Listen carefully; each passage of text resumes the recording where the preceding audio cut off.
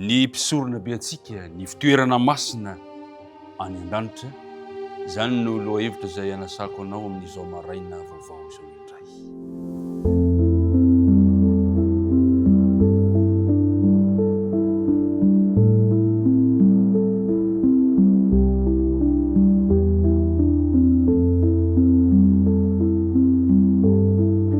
Faly miarahaba antsika hatrany hatrany natratra ity maraina vaovao ity isika, afaka miatrika ihany koa izao fiaraha-midinika izao indray amin'ity herinandro ity.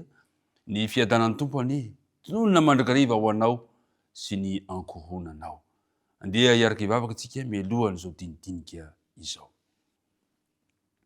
Andriamanitra rainay any an-danitra izao, misaotra anao izahay noho ny fitiavanao anay indray ka natafahoananay amin'ny lalàty fandaharana fiaraha-mianatra ny teninao ity. Mamela ny helokay ary aoko vita fihavanana aminao zahay. Ankehitriny ary raha andinika ny teninao dia mangataka ny fanena masina mba ampitoerinao ty anatinay azonay mandray tsara ny teninao sy hanaovanay fanapa-kevitra vaovao indray amin'ny fiarahana aminao. Dia apetraka-piatana anao ary fotoana rehetra ny vavaka tononona sy angatana aminara Jesosy Leriany. Amen. Ry mpiara-midinika namana amin'ny ity herinandro ity dia sy ny herinandro manaraka raha sitrapon'ny tompo dia hiresaka sy handinika ny faminaniana amin'ny bokin'ny Salamo isika. Ny Salamo zany no diniantsika amin'ity herinandro ity ka ny fizarana voalohany no jerentsika amin'izao herinandro izao. Androany dia lohateny manao hoe ny fitoerana masina any an-danitra ilay mpisorona be antsika.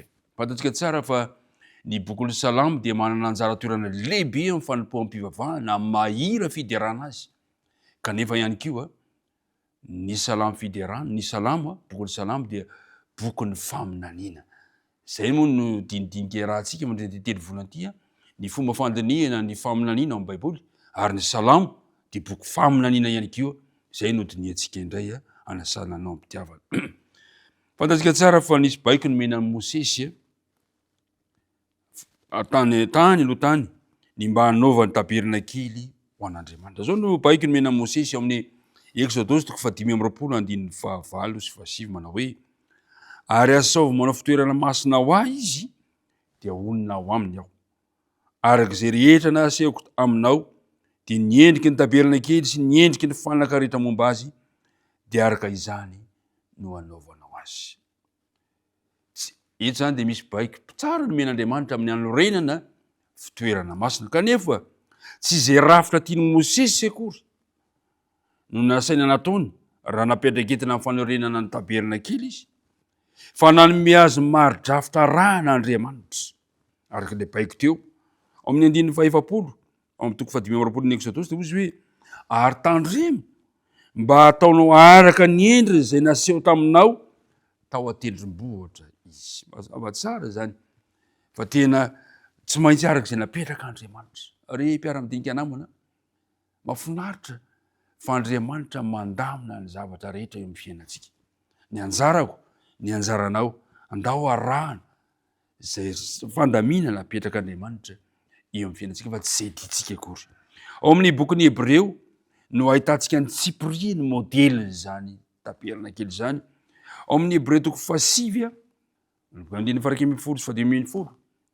Hebreo 8 manomboka amin'ny 1:2 no ahitantsika ny Tsipria ny mikasika n'io fitoerana masina zay modely. Izy io tsy teto an-tany fa fitoerana masina zay any an-danitra, modely ilay namena ny Mosesy ka ahitana ny momba ny Kristy ilay mpisorona be antsika eo amin'ny fitoerana masina zay any an-danitra. Naneo mialohan'i Jesosy amin'ny Tsipriany magaga ny fitoerana masina teto an-tany.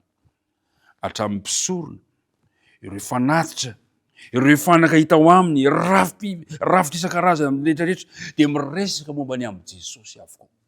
Zany hoe natany amin'ny fitoerana masina zany tamin'ny andro Mosesy dia efa notariana tsikelikely ny olona fa isy mpamonjy izay hamonjy azy ireo, ka ny endriky ny fanompoam-pivavahana, ny rafitra ny fanaka rehetra dia maneho an'i Jesosy avokoa. Ary fantatsika tsara fa izany tokoa ny zavatra misy rehefa tonga teto amin'ity tany ity Jesosy. Amin'ny Salamo 2:20 Salamo faharoa amby roapolo amby zato no andeha hijerevantsika ny amin'ny mikasika ny amin'izay hoe fitoerana masina any an-danitra izay antony resaka antsika androany. Salamo fa roa amby roapolo amby zato. Salamo faharoa amby roapolo amby zato de ity salamo faharoa amby roapolo amby zato ity de maneho ny tandindo ny fanangonana ny navotan'Andriamanitra ho ao Jerosalema vaovao mba hivavaka ao amin'ilay fitoerana masina any an-danitra. Ary anehoana koa ny fifaliana ny amin'ny Jerosalema sy ny fananganantsoa ho azy. Ary mahafinaritra ny fitandrisan'ny Davida azafady indrindra ny fanambaran'ny Davida ny amin'izany fitoerana masina sy ny fifaliana ao anatin'izany toe-javatra zany izay anehoan'ny Davida ny fomba hifandraisan'Andriamanitra antsika ao amin'ny fitoerana masina ao amin'ilay tempoliny ary ny valiny izay asetry ny vahoakan'Andriamanitra amin'izay ataony misy ho azy ireo. Ao amin'ny salamo faharoa amby roapolo amby zato de ny hojerentsika ny andininy voalohany. Faly aho raha hoy izy ireo tamiko andeha isika ho any an-tranon'i Jehova. Fifaliana ary mpiara-midinika namana ny makany an-tranon'i Jehova. Ny tongotray efa mijoro am-bavatanao ry Jerosalema ao. Dia anao ry Jerosalema izay efa vita tahaka ny tanàna efa voalamina tsara. Any no hiakaran'ny firenena dia ireo firenen'i Jehova. Lalàna amin'ny Israely zany mba hisaotra ny anaran'i Jehova. Fa any no misy seza fitsarana mipetraka sy seza fiandrianan'ny mpianaka avy Davida. Mangatà fiadanana any Jerosalema, ambinana izy ity anao, fiadanana ny ho anatin'ny mandanao, ary fanambinana ho ao an-dapanao. Noho ny rahalahiko sy ny namako no anaovako hoe fiadanana ny ho ao anatinao. Noho ny tranon'i Jehova Andriamantsika dia hitady izay hahatsara ao. Ry mpiara-midinika namana, ny salamo faharoa amby roapolo amby zato dia tandindo ny fanangonana ny vahoakan'Andriamanitra ao Jerosalema vaovao, ka ahitana ny fideranan'Andriamanitra. Ao ihany koa ahitana ny fitsarana marina izay ataon'Andriamanitra. Ahitantsika ihany koa ny fiadanana izay efa tian'Andriamanitra omena antsika dia ny ankehitriny, ary ny zava-dehibe indrindra ahitana ny fiarovanaN'Andriamanitra ny zanany tsirairay avy.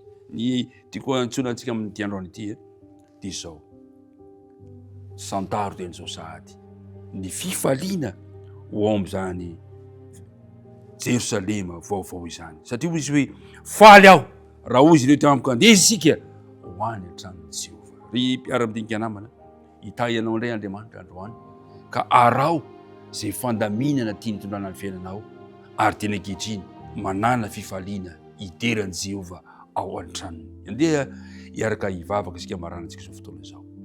Rainay eo izay any an-danitra, misaotra anao izahay noho ny fitiavanao anay ka lafana niaraka nandinika izany loha hevitra izany androany. Ka ny salamo faharoa amby roapolo amby zato dia hitandindo ny fitoerana masina any an-danitra, ary hitandindo ny fanangonanao anay eo amin'ilay toerana izay ionanay aminao rahatra izay. Dia ny ankehitriny ary dia ampio izahay mba hisantatra izany, hiaina amin'izany sady hanana fifaliana izay ho any an-tranonao, ary ampio izahay anaiky ihany koa ny drafitry ny fiainana izay hitantananao anay, tahaka ny tantananao ny drafitra natao tamin'i Mosesy tamin'ny nananganana ny fitoerana masina fahizay. Apetraka ampelantananao ary ny tontolo andronay androany, anaran'i Jesosy. Amen.